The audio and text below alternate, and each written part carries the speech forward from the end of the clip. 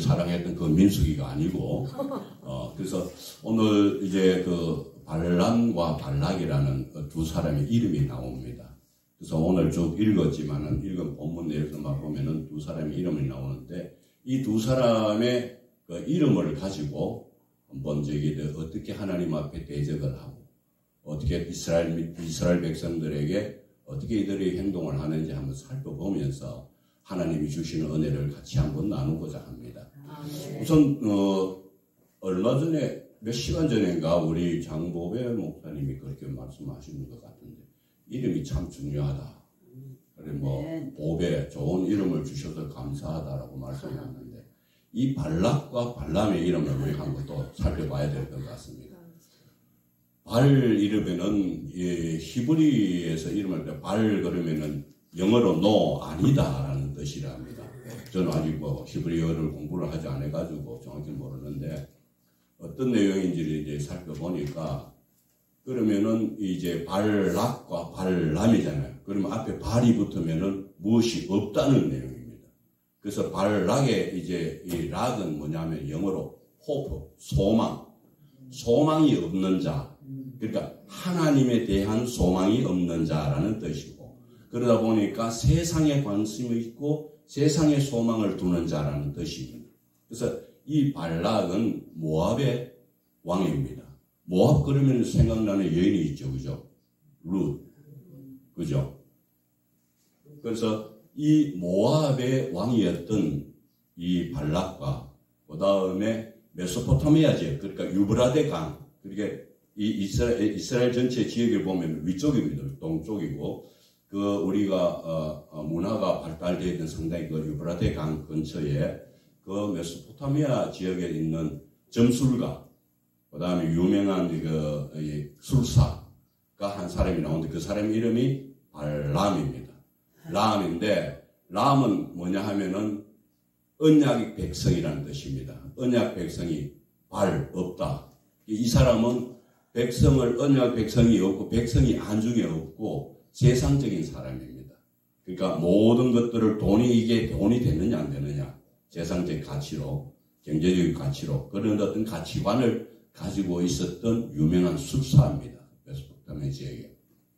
그래서 이 두 사람이 오늘 이 본문 내용을 가지고, 오늘 읽은 이 본문 말씀을 해서 보면은 22장 1절을 우리가 다시 한번 보겠습니다. 어떤 배경에서 시작을 하는지, 하나님이 어떻게 말씀을 시작을 하는지 한번 저희들이 말씀을 통해서 하나씩 살펴보도록 하겠습니다. 22장 1절 말씀에 제가 읽겠습니다. 이스라엘 자손이 또 길을 떠나 모압 평지에 진을 쳤으니 요단 건너편 곧 여리고 맞은편이더라. 22장 1절이 나오면서 그 바로 앞절에 보면 21장 36절 말씀이 나옵니다. 이에 그와 그의 아들들과 그의 백성을 다 쳐서 한 사람도 남기지 아니하고 그의 땅을 점령하였더라. 이거 무슨 말이냐 하면은, 우리가 전에 한번 이게 언급을 했던 내용인데, 아모리 왕 시온과 그 다음에 헤스본에 거주했던 아모리 왕, 그 다음에 바산의 이 왕들을 치고 완전히 이 사람들을 한 사람도 남김없이 다 죽이고 나서 이제 모압 땅에 왔는 겁니다. 이제 모압 형제 앞에 진을 치니까, 그 다음에 2절에 보게 되면은 십볼의 아들 발락이, 드디어 이제 발락이 나오기 시작합니다. 이스라엘이 아모리인에게 행한 모든 일을 보았으므로 이 길이 시작을 합니다. 그래서 이제 오늘 우리가 사회자님께서 말씀을 드렸지만은, 오늘 이 말씀의 제목이 발람의 교훈입니다. 그래서 우리 발람이 행한 이 일을 통해서 어떤 교훈을 주실 건지, 저는 이제 민수기를 쭉 이제 읽어오면서 21장까지 모세가 주인공이 돼가지고 이스라엘 백성들을 쭉 인도해 나오는 과정에서 우리가 방금 읽었지만 아모리 왕 시온과 바산 왕 옥을 물리치면서 진행해 나오다가 생뚱맞게 뜬금없이 발락과 발람이 내용이 중간에 22장부터 25장까지 나옵니다. 그리고 26장에서 다시 이 민수기 글자 그대로 백성들을 다시 한번 우리가 이제 백성들의 숫자를 점검하고 세는 그런 내용이 나오는데 22장에서 생뚱맞게 왜 갑자기 발람이라는 이런 내용이 나올까라는 그리고 굉장히 궁금하면서 내 나름 생각을 하고 연구를 해봤는데 하나님께서 창세기에서 나오는 그 말씀에서 이 백성들은 내가 언약한 언약의 백성이다라고 해서 아브라함부터 시작해서 쭉 자손들을 해서 이 백성을 하나님의 뜻을 이루기 위해서 백성이 필요하니까 그 아브라함을 찾아가서 약속을 했던 그 약속의 백성들이라는 것을 강조를 하기 위해서 22장에서부터 시작해서 25장까지 상세하게 내용을 역사적이지만은 하나님께서 저희들에게 주시는 어떤 메시지가 있다는 것. 저희들이 다시 한번 상세하게 이 메시지를 통해서 여러분들과 함께 이 은혜를 나누겠습니다. 이스라엘 백성은 에돔 족속이 자기 영토를 지나가는 것을 거절하는 바람에 이스라엘 백성들은 그 남부 지역으로 해서 돌아서 요단강 동편으로 해서 이 대로가 있습니다. 쭉 올라가는 킹스웨이라는 왕의 대로라는 길이 있는데 그 길을 따라서 지금 쭉 올라가고 있습니다. 그래서 올라가는 과정에서 21장에서 보았듯이 아모리 왕 시혼과 바산왕 옥과 전쟁을 치고 끝내고 이제 막 모압 평지에 모여서 있는 이런 시점입니다. 배경 자체가. 그럴 때에 이제 이 모압 왕이 자기 눈으로 하나님께서 어떻게 이 백성들을 인도하고 계시고 어떻게 지키고 계시는 것을 자기는 들은 것이 아니라 눈으로 보았다고 이렇게 말씀을 하고 있습니다. 그래서 모압 왕은 이 전쟁을 어떻게 하면은 피할 수가 있을까? 어떻게 하면 이길 수가 있을까? 이게 이제 관건이었습니다. 그래서 이 모압 왕이 선택한 전쟁에 이길 수 있는 방법이 뭐냐 하면은 저기 메소포타미아 지역에 가면은 아주 유명한 술사가 있고 점술가가 있는데 그 사람이 저주를 하게 되면은 어떠한 사람도 전쟁이 또 그 사람이 저주에 걸려서 전쟁에서 다 패하게 돼 있다. 아주 유명한 사람인데 이 소문을 듣고 이 발람이라는 사람을 불러오기로 해서 이제 이 보내는 과정입니다. 그래서 그걸 한편 같이 보겠습니다.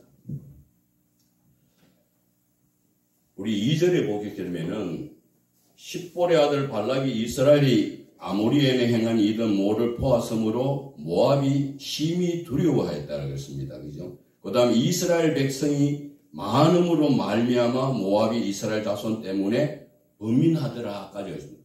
두려워하고 범인한 내용이 뭐냐 하면은 이스라엘 백성이 심히 많음으로 백성이 많은 것은 하나님 입장에서 하나님 백성이 많은 것은 축복입니다. 축복인데 발람은 이 발락의 눈에는 아까 말한 하나님이 없지 않습니까? 하나님에 대한 소망이 없는 사람의 시각으로 봤을 때는 두려움입니다. 범민입니다. 하나님과 함께하는 백성들의 입장에서는 축복입니다. 그래서 벌써 바라보는 시각의 차이가 있습니다. 그래서 3절에 보면은 그렇게 나와요. 4절에 미디안 장로들에게 이르되 이제 이 무리가 소가 밭의 풀을 뜯어먹음 같이 우리 사방에 있는 것을 다 뜯어먹으리로다 하니 그때에 십볼의 아들 발락이 모압의 왕이었더라. 그래서 모압의 왕이 하는 내용을 한번 보십시오. 어떤 내용을 가지고 어떻게 처신을 하고 있는지. 이 발락이라는 사람은 하나님께 소망을 두지 않는 자라고 했습니다. 그리고 불신자의 관점으로 봤을 때는 경제적인 어떤 시선으로만 바라볼 수밖에 없습니다. 그래서 소가 밭의 풀을 다 뜯어먹은 같이 이 백성이 그때 약 한 250만 명 되는 이스라엘 백성들이 이 모압 평지에 모여 있으면서 주변에 있는 모든 것들을 다 뜯어먹는데 경제적으로 손실이 난다. 이런 어떤 시각으로 바라보고 있는 것입니다. 그러면 이 여기서 나오는 그 미디안과 모압은 사실은 적대적인 관계에 있었습니다. 한 오랜 기간 동안에 사이가 좋지 않는 그런 어떤 관계였는데 이스라엘 백성들이 모압 평지에 옴으로 인해서 여기에 있는 방금 이렇게만 모압 왕 발락은 미디안에게 도움을 요청합니다. 우리가 합동으로 우리가 동맹을 맺고 같이 군사를 쳐서 이 이스라엘 백성들을 물리치자. 그래서 동맹관계를 맺게 됩니다. 그래서 민수기 22장부터 25장까지에서는 모압과 미디안이 함께 동맹군으로서 이스라엘 백성들을 대적하고 있는 그런 과정이 나옵니다. 그래서 발락은 정상적인 전쟁으로는 도저히 이스라엘을 이길 수 없다. 그래서 택한 어떤 방법이 뭐냐면 세상에 소망을 둔 자로서는 지극히 정상적인 방법이겠지만은 그래서 찾아낸 그 방법이 당시에 메소포타미아 지역에 유명했던 그 발람을 불러와서 이스라엘 백성을 저주해서 이 백성들이 전쟁에 지게끔 패망하게끔 그렇게 선택했던 방법이었습니다. 이것은 고대인들에게는 지극히 합리적인 방법이었습니다. 그리고 발람이 고대 근동 지역에 신통력이 있다고 널리 알려졌다는 것은 이 유대 메소포타미아 지역에는 그 점술가들이 그 당시에 상당히 많았다고 합니다. 그래서 그 많은 사람들 중에서도 가장 신통력이 있다고 뛰어난, 그리고 모압까지 이 소문이 날 정도로 그 부돌 지역에서 유명한 그 발람이었습니다. 그래서 그 발락이 발람을 부르기 위해서 발람의 고향인 부돌로 사신들을 이게 보내게 되는데, 이 거리가 모압에서 우리가 부돌이라는 지역 메소포타미아 지역인 발람인 지역까지라 약 한 650km 정도가 됩니다. 이 먼 거리를 2번씩이나 사신들을 보냅니다. 불러오기 위해서. 그 과정들이 오늘 읽은 본문 내용 중에 나오고 있습니다. 그래서 처음에 사신들을 발람에게 보낼 때 모압과 미디안의 장로들은 발람을 불러오기 위해서 빈손으로 가지 않고 손에 복채를 들고 갑니다. 왜냐? 이 사람은 돈을 받고 점을 쳐주고 저주를 하는 사람이기 때문에 왕으로서 돈을 많이 쥐어가 보냅니다. 그러나 그 다음에 우리가 이제 7절에서 보내면 복채를 가져갔는데 8절 말씀을 보게 되면은 처음에 사신들이 왔을 때 발람에는 이 밤에 너희들이 여기서 유숙하라. 하나님께서 여호와께서 내게 이르시는 대로 내가 너에게 답을 하겠다. 그러니까 하나님이 내게 말씀하신 대로 행할 테니까 너희들은 여기서 오늘 밤에 여기서 유숙해라 하고 그렇게 이야기를 합니다. 그런데 그 밤에 우리가 9절 말씀을 보면은 그 밤에 하나님이 말씀하시되 너와 함께 있는 이 사람들이 누구냐고 묻습니다. 하나님이 여호와님께서 몰라서 발람에게 이야기를 했겠습니까? 그것을 발람에게 발람을 깨닫게 하기 위해서 이 사람들이 누구냐라고 하나님이 말씀을 하셨습니다. 그리고 이제 12절의 말씀을 보시게 되면은 하나님이 발람에게 이르시되 너는 그들과 함께 가지도 말고 그 백성을 저주하지도 말라. 그 다음에 중요한 내용이 하나님 말씀을 하십니다. 그들을 복을 받은 자들이다. 복을 받을 자들이 아니고 그들은 복을 받은 자들이다. 그래서 내가 복을 주고 복을 비워주고 복을 준 자들을 네가 저주하러 가지도 말라. 따라가지도 말라고 하나님이 그 밤에 말씀을 하십니다. 여기서 복을 받은 자들이라는 개념을 우리가 다시 한번 짚고 넘어가야 되겠습니다. 왜냐하면은 아브라함에게 하나님이 말씀을 하셨고 언약하신 바를 그대로 지금 다시 한번 상기시키는 대목이기 때문입니다. 그러면은 우리가 창세기 12장 2절에서 3절 말씀 우리가 잘 알고 계시는 말씀이지만 제가 한번 읽어드리겠습니다. 창세기 12장 2절 3절 내가 너로 큰 민족을 이루고 네게 복을 주어 내 이름을 창대하게 하리니 너는 복이 될지라. 너를 축복하는 자에게는 내가 복을 내리고 너를 저주하는 자에게는 내가 저주하리니 땅의 모든 족속이 너로 말미암아 복을 얻을 것이라 하신지라. 이 약속의 말씀, 이 언약의 말씀을 다시 한번 상기시키고 있습니다. 왜냐하면 이스라엘 백성들은 내가 내 백성이다. 내가 복을 주어 만드는 내 백성이니까 저주하지도 말고 저주하기 위해서 따라가지도 말라. 발람에게 그 밤에 나타나서 말씀을 하셨습니다. 이스라엘은 하나님의 복을 받은 사람이라는 의미가 어떤 것인지를 놀랍게 보여주는 이 사건이 발람의 사건입니다. 하나님은 생뚱맞게 왜 22장부터 25장까지 발람이라는 사람을 집어넣었을까? 왜냐, 하나님, 이스라엘 백성이 복을 받은 민족이라는 것을 다시 한번 부각시키고 강조시키기 위한 내용입니다. 결국 발람은 거절하고 사신들을 차로 돌려보냅니다. 하나님이 따라가지도 말고 저주하지도 말라고 했으니까. 그래서 보냅니다. 그래서 발락은 전쟁에서는 꼭 이겨야 되니까 발람이 없이는 전쟁이 이길 수 없다고 해서 포기를 하지 않고 다시 2차로 사신을 보냅니다. 그 사신을 보내는 내용들이 민수기 22장에 나오는 내용들입니다. 그래서 발락이 포기하지 않고 더 많은 사신들을, 더 높은 고관들을 보내어서 더 큰 제안을 합니다. 그러니까 이럴 때 발람의 태도를 우리가 다시 한번 살펴봐야 되겠습니다. 이 발람의 태도를 보게 되면 발람이 어떤 사람인지를 우리 이해하는 데 많은 도움이 되겠습니다. 발람의 첫째 대답은 멋집니다. 발락이 그 집에 가득한 은금을 내게 줄지라도 내가 능히 여호와 내 하나님의 말씀을 어겨 덜하거나 더하지 못하겠노라. 18절 말씀입니다. 발람이 발락의 신하들에게 대답하여 이르되 발락이 그 집에 가득한 은금을 내게 줄지라도 내가 능히 여호와 내 하나님의 말씀을 어겨 덜하거나 더하지 못하겠노라. 여기까지는 발람이 아주 멋진 말을 남겼습니다. 하나님의 명령을 지켰습니다. 그런데 이제 19절에 보면은 이 발람이 돈에 욕심이 있으니까 돈의 유혹에 따라서 이 여지를 남기는 내용이 나옵니다. 그런즉 이제 너희도 이 밤에 여기서 유숙하라. 여호와께서 내게 무슨 말씀을 더하실는지 알아보리라. 여기서 발람의 속셈을 알 수 있는 겁니다. 여지를 남기고 있습니다. 이것이 발람의 모습을 보여주는 대목입니다. 더 많은 돈과 앞으로의 명예를 붙들고 싶었던 겁니다.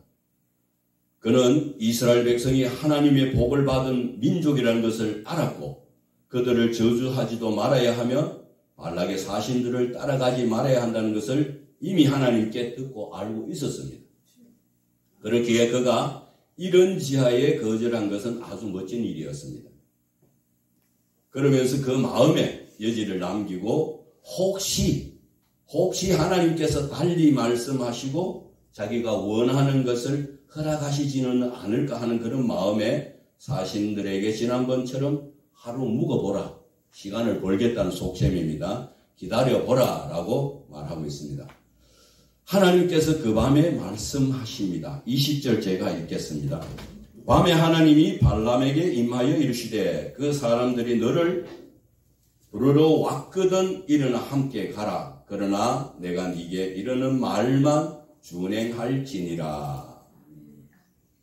하나님은 그들이 부르러 오거든이라는 전제 조건을 걸고 허락을 했습니다. 그래서 조건부 허락했습니다. 왜냐? 사신들이 그 밤에 너를 부르러 오거든 너는 따라가라.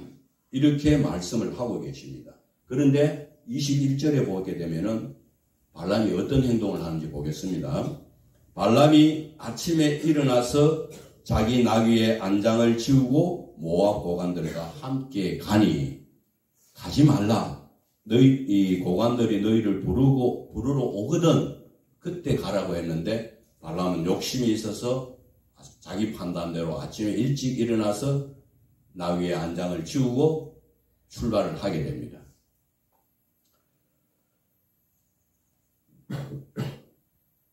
아침에 길을 떠날 때 하나님은 진노를 하셨습니다. 사자들을 보내 길을 막으셨습니다. 그 말씀이 22절의 말씀입니다. 그가 감으로 말미암아 하나님이 진노하심으로 여호와의 사자가 그를 막으려고 길에 서니라. 발람은 자기 나귀를 탔고 그의 두 종은 그와 함께 있더니 하나님은 가지 말라고 그 부르러 오거든 가라 했는데 자기 욕심을 따라서 자기 판단대로 아침에 일찍이 출발을 하니까 하나님이 노하셨던 겁니다.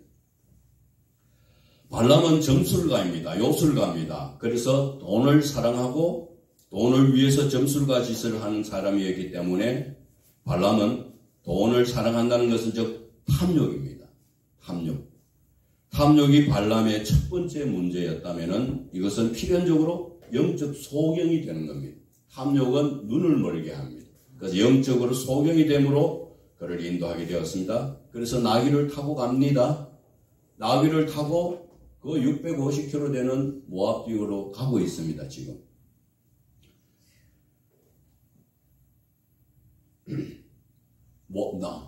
발람이 이제 나귀를 타고 지금 모압 지역으로 내려가고 있는 과정에서 영적 소경이기 때문에 여호와의 사자가 그 길을 막고 있는 것은 발람의 눈으로는 볼 수가 없습니다. 그런데 하나님이 나귀의 눈을 열어주셔가지고 여호와의 사자가 길을 막고 칼을 빼어서 손에 칼을 들고 그 길을 막고 있는 것을 나귀를 통해서 보여주고 계십니다. 그런 여기서 우리가 나귀의 사자가 여호와 사자가 칼을 빼고 손에 들고 길에 선 것을 보는 길에서 벗어나 밭으로 들어가고 맙니다는 게 23절의 말씀이 나오고 이제 나귀가 길에 가다가 길로 가지 않고 밭으로 빠지니까 발람이 눈에 보이지 않으니까 채찍으로 막 나귀를 때립니다. 발람이 채찍질을 하니 나귀는 다시 길로 들어서지만은 포도원 사이 좁은 길에 서게 되고 나귀는 여전히 여호와의 사자를 보고는 가지 않으려고 몸을 담벼락에 대자 발람의 발이 담에 짓눌리게 되어서 다시 한번 발람은 나귀를 채찍질합니다. 그래서 그게 내용이 24절에서 25절에 나옵니다. 이제 흥분한 발람은 자기 지팡이로 나귀를 때리기 시작합니다. 이때 하나님께서 나귀의 입을 여셨습니다. 나귀가 발람에게 말합니다. 내가 당신에게 무엇을 하였기에 나를 이같이 3번을 때리느냐. 28절 말씀이 그렇게 나옵니다. 이때 하나님께서 발람의 눈을 밝혀주십니다. 이때 우리가 이게 지금 성경적으로 짐승이 말을 하는 내용이 요거 말고 한 군데 더 나오는데 어디 있는지 아시겠습니까? 짐승이 말을 하는 데가 나옵니다. 딱 성경에 2군데가 나오는데 지금 방금 나귀가 이야기한 것하고 첫 번째가 뱀이 하와를 유혹할 때 말을 했습니다. 그래서 성경에는 짐승이 말을 하는 것은 딱 2군데가 나오죠.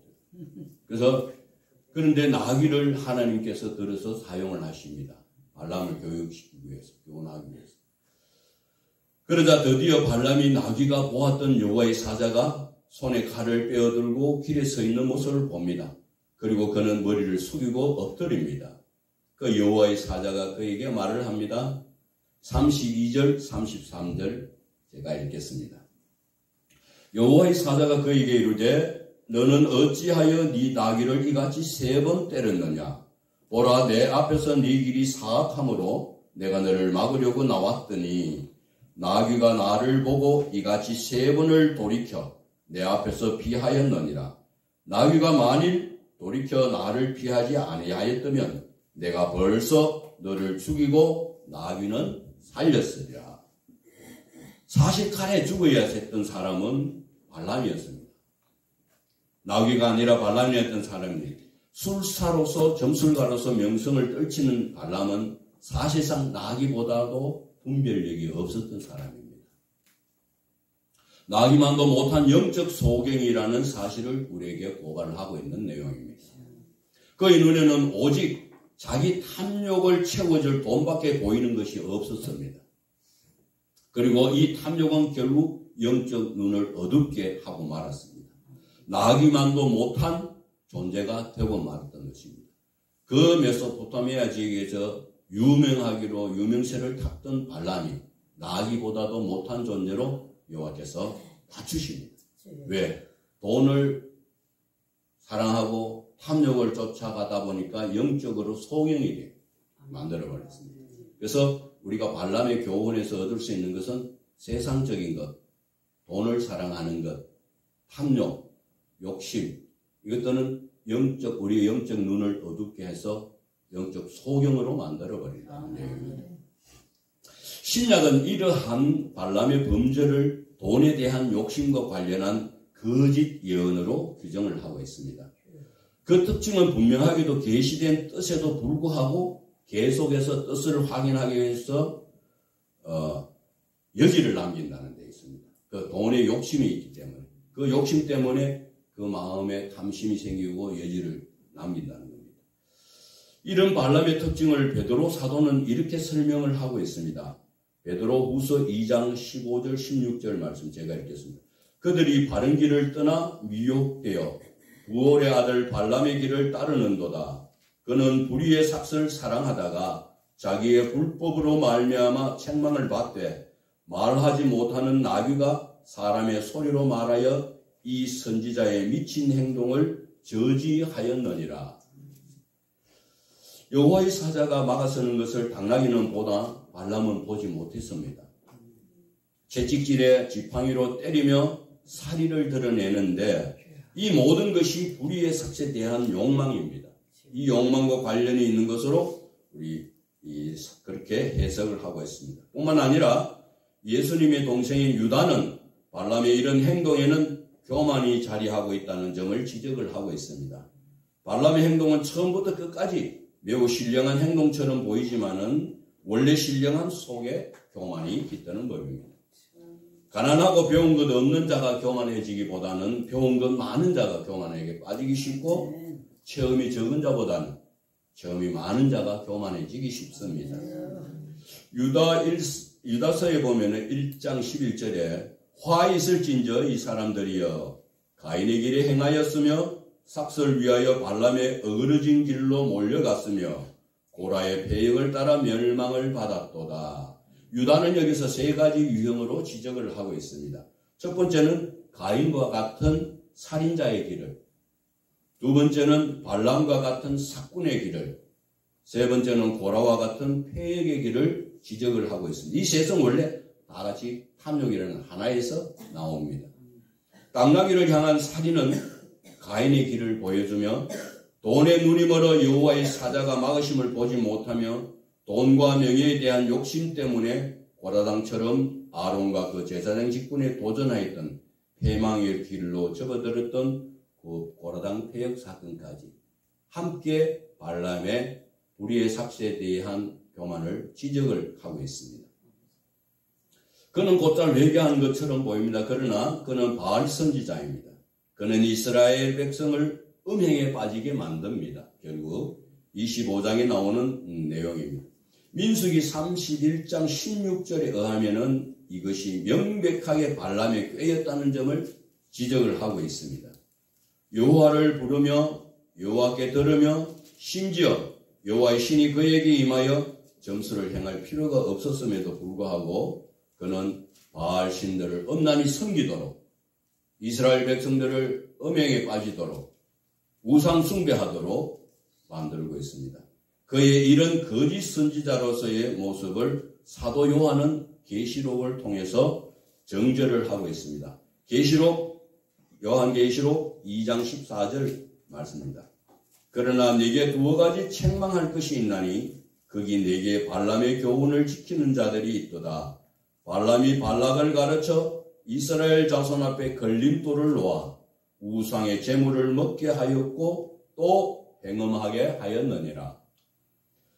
사도 요한의 지적처럼 바알 신앙과 그 신자는 여호와 신앙과 그 신자에게 멀리 있지 않고 가까이 있습니다. 교회 안에 존재하고 있습니다. 기억해야 할 것은 하나님께서 종종 바알 숭배자에게도 일반 은총의 빛을 특별하게 비추신다는 겁니다. 분명한 성경의 가르침에도 재차, 3차 묻는 것은 욕망으로 사로잡혀 있음을 보여주며 덜끓는 영광은 분노의 매질을 부르며 눈을 어둡게 합니다. 짐승이 보는 것을 보지 못하게 합니다. 세상의 유혹에 넘어간 발람은 하나님을 하나님으로 인정하지 않았습니다. 이후 발람은 모압으로 가는 길에 자신의 충성된 나귀가 3번이나 가던 길을 멈추고 결국에는 나귀의 입을 통해서 하나님의 경고를 듣게 됩니다. 그리고 발락의 요청에 따라서 이스라엘을 저주하려고 제사를 행하지만은 오히려 하나님께서 그의 입을 주장하심으로 저주가 아닌 축복을 하게 됩니다. 이런 일이 우리 민수기 23장, 24장에 걸쳐 3번 반복되고 있습니다. 오늘 읽지는 않았지만은 발람이 이스라엘 백성들을 저주하기 위하여 3번 제사를 옮기면서 장소를 옮기면서 제사를 드리지만 그때 저주할 때마다 하나님께서 발람의 입을 바뀌어서 이스라엘 백성들을 축복하게 만드십니다. 그 사건입니다. 하나님의 뜻에 따라 순종하여 이스라엘 백성을 대적하지 말아야 했습니다. 발람은. 그런데도 포기하지 않고 이스라엘 백성을 멸망시키려고 다른 작전을 시도했던 것입니다. 바알보올의 제사 의식은 지극히 더럽고 음란하였습니다. 그리고 이스라엘 백성들이 음란에 빠지도록 행음할 수 있도록 바알의 여사제들인 모압 여인들과 죄를 짓기 시작했습니다. 이스라엘 백성들은.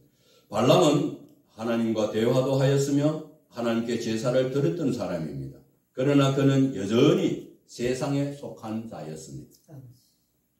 오늘날 열심히 기도하고 예배하는 수많은 사람들 중에서도 발람의 교훈을 따르는 자들이 많습니다. 이들의 가장 큰 특징은 바로 이것입니다. 하나님의 뜻보다 자신의 목적이 우선인 것입니다. 자신의 목적이 탐욕이요 교만인 것입니다. 아무리 하나님께서 3번, 4번, 10번까지 깨닫게 해주셔도 끝까지 자기의 목적을 하나님 뜻보다 더 우선합니다. 자신의 뜻을 이루기 위해 열심히 기도하지만 이것은 발람의 기도일 뿐입니다. 바람직한 기도는 하나님의 뜻을